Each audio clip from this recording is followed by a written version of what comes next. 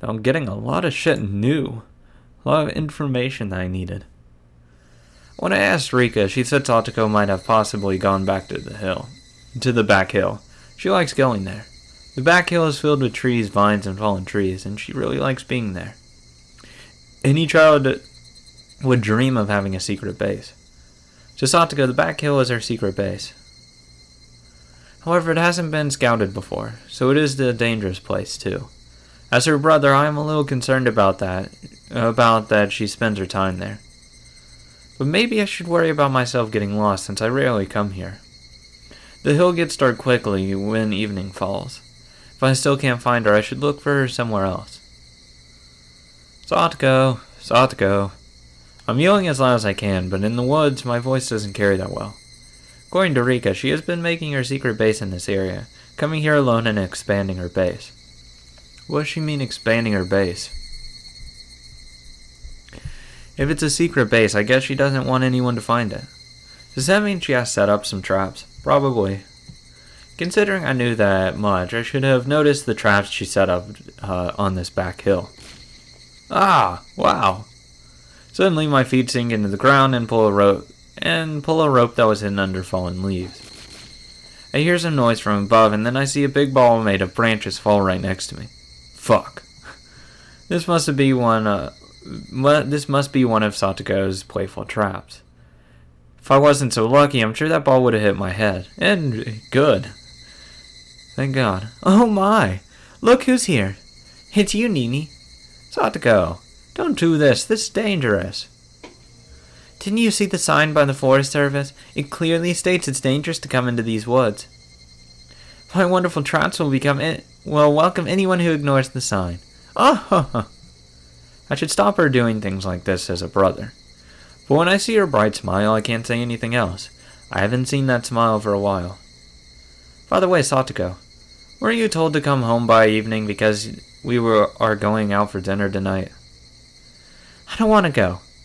Why don't Mother and Father go by themselves? If you want to go, you can go, Nini.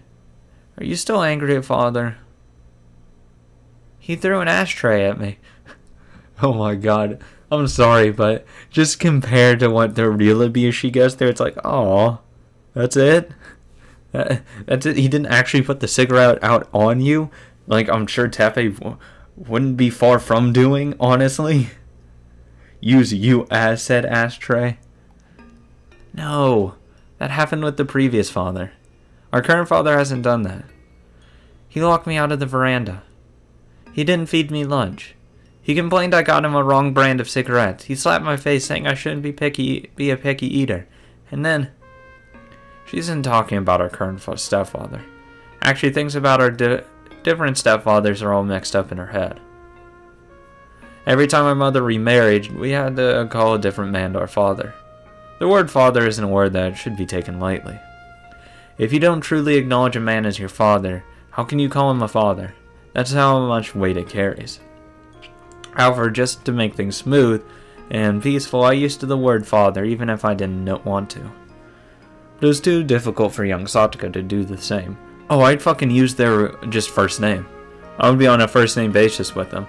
Especially if I'm old enough to recognize it, I would be like, oh, hey, Jim. Something like that. Whatever his name would be, I'd just be on a first name basis with him and just say, one, you're not my biological father and you never will be, so why am I going to address you as my father? Ever since Satoko was little, she's been having troubles with all the stepfathers. She never opened up to our current stepfather. To Satoko, a father figure is no longer someone she can trust. It is true that our current stepfather doesn't have any experience being a father, so he sometimes becomes rather emotional with Satoko. But since the incident where Satoko called the child abuse hotline, our stepfather regretted his mistakes and tried his best to communicate with her. Even my mother realized how much Satoko suffered emotionally when it was pointed out by the social worker. She's doing her part, trying to bring Satoko back into the family. But Satoko completely refuses everything. It is understandable, though. Her childhood was full of sadness. Satoko can only open up to me. That's why I have to be the one and only family member she can trust. Otherwise, she's all alone in this world. But a brother and a sister can't be considered a family. even if we don't get along now. If we continue to have small communications, we may be able to become a real family someday. Satoko, our current stepfather is getting nicer. He says he wants to make up with you. That's news to me. That's because every time he tries to say something, you run away. He wants to talk to you. He says he won't make you eat pumpkin anymore. That's a lie. He said I couldn't leave until I ate pumpkin, and he tied me to the chair. Again, she isn't talking about our current stepfather. Satoko, just come home with me, okay? Mom got a free dinner coupon. And we don't want it to go to waste, do we? We already have the reservation, so we have to go today. Why don't you go, Nini? I like staying home alone. Satoko usually doesn't stay out playing like this late. She knows we are going out, and that's why she's out here alone. Although I want to snap at Satoko, I control myself. Get the fuck over yourself and go. Because she only has me. I can't scare her. Anyway, let's go home, Satoko. You don't have to decide to go or not right now. You can think about it after we get home. Besides, I can't go home without your help. Nini, I brought you here so many times already and you still haven't learned? What am I going to do with you, Nini? Satoko holds out her hand. She often says she's embarrassed to hold my hand in front of other people, but she's holding out her hand now.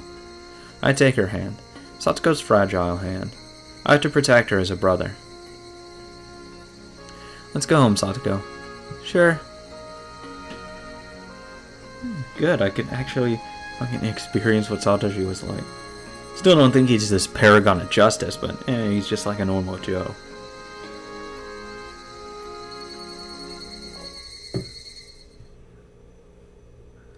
More stuff done.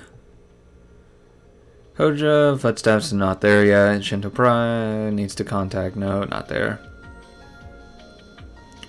Haven't done Satoko yet. No. No. 4th year curse required. Red capsule required. Watermelon from the Sonosaki family is required. God, I really just want Mystery death? No, not yet. Mayabara Ichiro needs to inspect a vacant lot. Here's Satoko. Then I can go back to that one and it says that it needed Satoko's thing. My name is Hojo Satoko, but the name Hojo is my current father's last name. I was also Hatake Satoko, Yoshizawa Satoko, and Matsura Satoko by my previous fathers. I'm still not used to being called Hojo. If someone calls me Satoko, then I know that person is talking to me. Because the name Satoko is the name I've been using ever since I was born. I don't understand why my mother repeatedly marries and divorces. If she's going to get a divorce, why does she get married? After a certain number, usually you have to stop thinking, wow, all these people I marry is assholes. Maybe you have to actually start looking at yourself and wondering, why? Why have I gone through 4? Wow, this is interesting. Can't be all these guys have done something wrong. If she's married, why does she get a divorce? I've asked her before, but depending on the situation, her answers were different. When I asked her when she was married, she got angry. When I asked her after she got divorced, she cried. I understand the meaning of marriage. So I have no interest in drawing a picture of a bride or a wedding dress. I don't think I'll ever get married. I don't want to keep changing my child's last name, so I don't want to get married. My teacher once asked if I liked my mother. I think it was when I was in kindergarten in Okinawa. That was a very difficult question. Oh, that's fucked. That's fucked up. When you actually don't even know the answer of that. Because sometimes I loved her very much, and sometimes I hated her very much. I couldn't decide. When my mother was nice, she was always smiling. She made us happy. She thanked me for being her daughter. The fuck? Thank you for being my daughter? Hello? I never got that. Fuck. I must have been neglected then. Holy shit. What the hell? Thank you for being my daughter. As if someone else was going to be her daughter? What? I've never, ever heard about that. Ever. When my mother wasn't nice, she was always irritated. She treated my brother and me very poorly. She told me I should have never been born. Well, that's fucked up. My teacher asked me if I liked my father. It was a very easy question, because I hated him very much all the time. I hated him no matter what. The new fathers always treated me nicely at first, as if I was their real daughter. They always told me I could think of them as my real father. But they couldn't be my real father. Besides, I didn't even know my real father's face. How could I recall them my father? I couldn't. That was disgusting. It sucks for... The guys are put in a very tough situation. In this case, since she's remarrying with 2 children, it's really a hard situation for them. Because they're going to be compared to the past men and not going to be judged by themselves. Like Satako, no matter what happens, is always not going to like the father. No matter who it is, what they do, because it's not her father. So it's a really rough situation that they're put in, that they can't control. Right before divorce, my fathers were always irritated. I wonder why. Divorce is a really hard time. They treated me like a cockroach. They told me they didn't have money to feed me, so they threw things at me and they locked me out on the veranda. I was told I could forget about them because that was all in the past. I think it was a different teacher from a different school. Maybe that's true. Because since Hojo became my father, my mother has been smiling. I haven't seen them get into a fight as I have seen happen just before a divorce. They have a little fight here and there, but those don't lead up to a divorce and they usually always make up. But I'm sure they'll get a divorce sooner or later. Then it'll be the same old stuff with the family court, divorce settlements, a night fight, and child support. So who knows how long this Hojo will be my father. That's why I don't even feel like calling him father. He always treated me so well at first. But when I didn't call him father, even after he asked me repeatedly, he became irritated. That's pretty shitty to do, though. Like, when someone, tells you, hey, can you do this for me? I mean, it would really make me happy. And then you're like, nah, fuck off. That's pretty shitty. That's just a shitty thing to do. I could see why you'd get a little upset. They'll get a divorce soon. When my father gets into this mode, fuck. A divorce is on the way. After a divorce, it's my mother's turn to be irritated. Then she'll tell me she shouldn't have had me, or she can't be happy because of me. Why is my existence causing problems for my mother? I asked my brother and he told me, if you have children, it's not easy to find someone to remarry to. Exactly. To my mother, remarriage is a very important job, so I can't understand having children around will cause problems. I think I finally understand the reason I am a nuisance to her. I asked my brother something else. Why are children hated by new fathers? It's because they're not theirs. It's really hard because they don't accept them. That's simple. That's because family members all have different roles. Mother's job is to love her children. Father's job is to love mother. That means I'm a nuisance to both mother and father. My brother is more mature than me, so they don't look down on me as a nuisance. Okay, I can see where she's getting the disease kicking in because the text changed color. But maybe I am. No, I am definitely a nuisance. So now I know. Both my mother and father want me dead. But if they kill me, they'll be caught. But that doesn't mean they won't kill me. Yep, there's the paranoia. If I were to peek down the cliff, and if no one was around, my mother and father would push me off the cliff for sure. Fuck. My father has become abnormally nice to me recently. Since I made the fake call, he has started to act that way. I know for sure that it's just a part of a plot to kill me. So I won't let them trick me. God. The fucking logic here. That's what happens when you're fucking insane.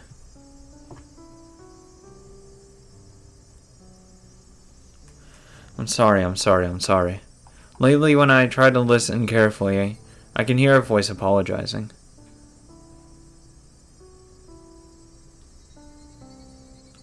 Oh god, I do like that it's going this quickly though, just to show how fast this disease progresses. It's crazy.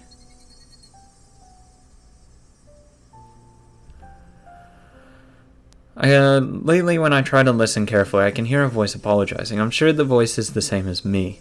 Her mother is telling her that she shouldn't have been born.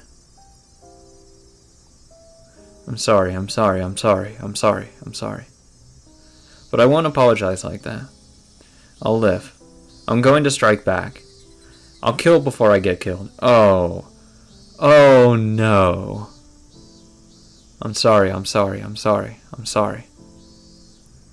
Don't tell me she fucking killed her parents. Don't tell me she did that. That it wasn't actually an accident. That she, they'll push me off a cliff. Like, she just, like, fucking went crazy and killed her parents.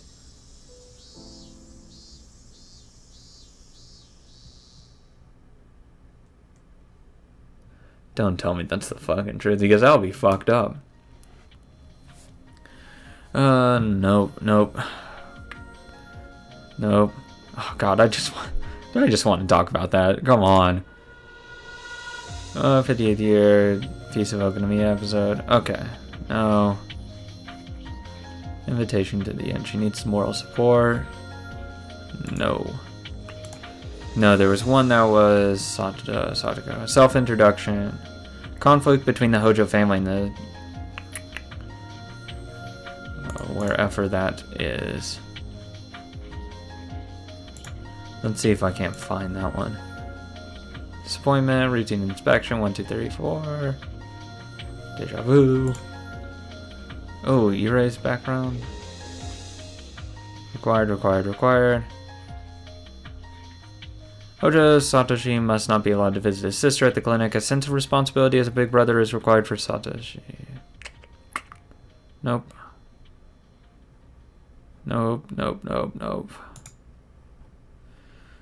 Reminiscence is required. Erase background. Is it? I think this might be.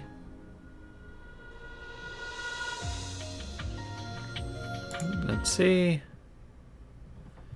Let's try it. Oh, okay, I get it.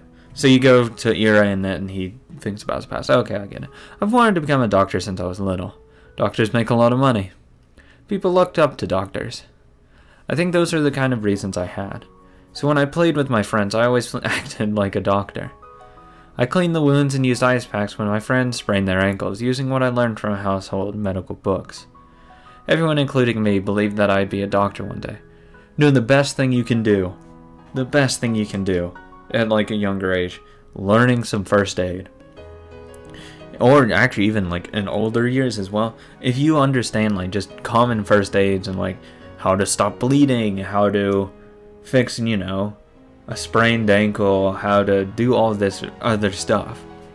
Or just like, it was some minor things that you don't need to go to a hospital for or a clinic for. God, it saves so much time. Saves so much time and effort. My family was poor, so they praised my goal. They told me that I needed to study a lot to become a doctor, so they borrowed some quackery books from the rental library for me. The rental fee wasn't cheap. So I'd speed read one book in a day, and the next day my parents would go back to the store to exchange it for a different book, saying they accidentally borrowed a book they already borrowed before. By doing so, my parents borrowed 2 books for the price of 1. Oh yeah. That's how you fucking do it. I like that. That's something I would do. Of course, now I know those books were rather useless, but they were highly motivational for me to reach my goal. My neighbors called me Dr. Kyosuke, and I was always picked for class health officer at school. Even my teachers helped me with the classes I needed to take to become a doctor. Of course, in reality, becoming a doctor isn't as easy as it seems. I had to study diligently, and the path was most definitely rough. To become a doctor, one must attend a college. Since my family was poor, I was told I wasn't allowed to go to an expensive private school. So I had to be admitted to a national public university. My grades weren't that bad, but the admission rate to national public universities are very marginal. Especially since I wanted to go to a medical school, the chances were even smaller. I studied like crazy. The only driving force was my childhood dream of becoming a doctor. The dream of becoming a doctor and to be looked up by everyone kept me going. and I was admitted. I wasn't at the top of the list, but I made it, and I was finally at the starting point of making my childhood dream come true. My parents were thrilled. Neither my father nor mother went to college, so they were proud of their son getting into a public medical school. They invited the relatives and celebrated. Although it was a public university, the tuition wasn't cheap, but they still had an extravagant celebration. My father didn't express his emotions much. He always kept a straight face. He rarely expressed his opinion or led anything. My mother took care of everything, and he showed up last and left without saying a word. He was a typical stern and silent Japanese father at the time. That's why I was surprised to see him shedding tears of joy, and I cried with him. He went around to all my relatives while repeatedly slapping my back, saying he was so proud of his son and how lucky he was to have a son like me. And he bragged about my achievement to all who would hear. The party became my farewell party as I was about to leave for Tokyo. My father hailed Banzai repeatedly at the station as the train pulled away. I was a little embarrassed, but when I couldn't see my father anymore, I can clearly recall the tears pouring down. The days of hellish study and exams began after that. Some days I was tempted to just give up and submit myself to the lavish lifestyles of the city. But the letters from my family encouraged me every time and gave me energy to go on. My dream then was to open my own clinic in my hometown, so I could contribute to the area. I never even dreamed of getting involved with brains. One day I noticed a difference in a letter from my family. The letter said the usual things like how things are at home and asking how I'm doing, but the postscript is what caught my attention. Dad has become violent lately. Sometimes he turns the house upside down and I don't know what to do. I just couldn't picture him acting so violently. I was extremely surprised. Did something happen? But in the postscript, my mother said that there was nothing she could think of. My mother and father have been together for a long time. They'd been together since well before I was born. So she noticed things I couldn't. She couldn't even think of a reason why my father had become violent. What happened? They got along so well. They were such a lovely couple. When I caused a problem for my mother when I was little, my father bonked my head with his knuckle. Why is he acting this way towards my mother? Maybe there was some kind of misunderstanding between them. I was going home for the new year. Maybe I could have a good talk with him. But the situation was a lot more serious than I thought. On one cold winter day, I found my apartment door unlocked. I thought someone broke in, but I found my mother in my apartment with their luggage. The fuck? That's right. My mother could no longer take my father's violence and came to stay with me. This was back when people still believed the proverb, a woman has no place to settle down all her life. She couldn't go back to her own family because they lived in the same area as my father, so she came all the way to Tokyo. She told me about my father's daily domestic violence towards her. She cried, saying she had no idea why such a quiet man changed like that. She said she wasn't ever going back to him. I didn't know what to do. I asked her if she could talk to him one more time, but the bruises on her body told me it was no use. To remember what happened afterwards is too much, so I'll be brief. After my mother left, my father thought she was having an affair and went over to the neighbor's house with a wooden sword. He was arrested. He was released immediately, but he assumed someone in the neighborhood was hiding her, so he did the same thing repeatedly. He eventually went to the point of getting into fights with anyone he saw. At the end, he picked a fight with punks and ended up being beaten to death. Fuck. My relatives gave my father a decent funeral, but my mother didn't attend.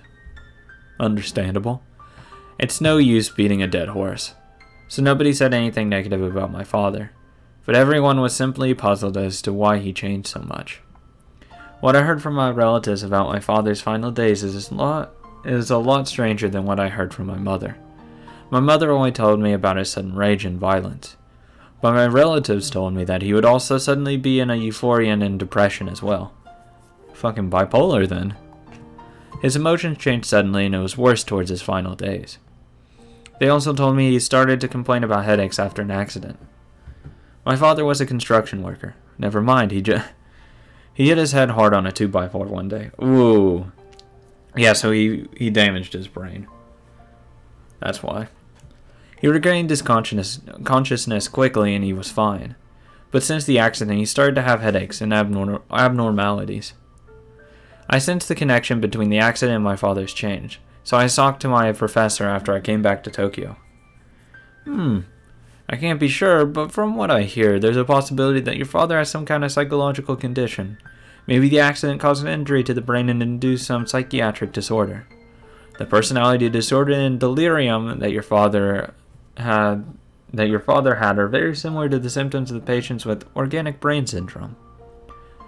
Human behavior is created by the brain, and if the brain is damaged, it can cause erratic behavior. In other words, my father wasn't crazy, he was a patient suffering from a disorder. If you can perform an autopsy on him, you should check his brain carefully. Maybe you'll find something like a tumor. My father was already cremated, so there was no way of knowing. But hearing about his behavior, I knew for sure. That was the only explanation, and to explain the reason why such a quiet and gentle man would change. I tried to explain that to my relatives to regain my father's honor, but hardly anyone understood. If his brain was damaged, he would have been dead. But he was alive and well. So the accident didn't damage his brain. No, you can damage it on a surface level, not completely permanently. Well, no, permanently, but not like to catastrophic levels. It wasn't his brain that caused him to change, it was his mind. They simply brushed it off. This is the perception most people have about the brain. They don't realize the mind and the brain are connected. Most of the relatives didn't believe me. But there was one person who wanted to believe me. It was my mother. Of course she wanted to. She doesn't want to believe that the man she loved just turned out randomly and wanted to beat the shit out of her. As she got older, she became senile, and she exaggerated the abuse she had to endure. All she did was criticize my father, and every time she ended up crying, lamenting that she married him. They were a lovely couple. We were a great family. That's why I wanted her to understand that she was misunderstanding the situation with my father. My father's behavior was caused by his brain disorder. It's rough. What he did to her is very sad, but he didn't want to be that way. I told her that it wasn't his fault. But my mother didn't understand. Before she took the final breath, I begged her to forgive my father. But her final words was, "Please don't bury me next to your father." Damn. That's fucked up. My father wasn't at fault. He was simply the victim of a brain disorder. You don't complain to a person who's coughing because he has a cold. I wouldn't say that's entirely true. Can you please stop coughing? Jesus Christ, I don't care if you're sick. Shut the fuck up. Because coughing is just a symptom and would be sympathized with. In my father's case, the symptoms weren't as clear as coughing. They were more difficult to ascertain. It's called a personality change. If I had studied about the brain more, I could have explained it better to my mother, so she could have understood my father. Then they would have been a nice couple again in heaven. When I realized that, I cried. I also realized that there are plenty of people like my father in this world who are suffering from this disorder, yet they are misunderstood and despised for it. And then I found out about a miraculous cure for such disorders called psychosurgery. Ever since that day, I spent my days learning about the brain so I could help people who are suffering from mental illnesses. My father is gone, but if he was still alive, I could cure him myself. So he and my mother could reconcile. That's the main reason for why I'm here. That's a nice thought, even though psychosurgery's fucked up.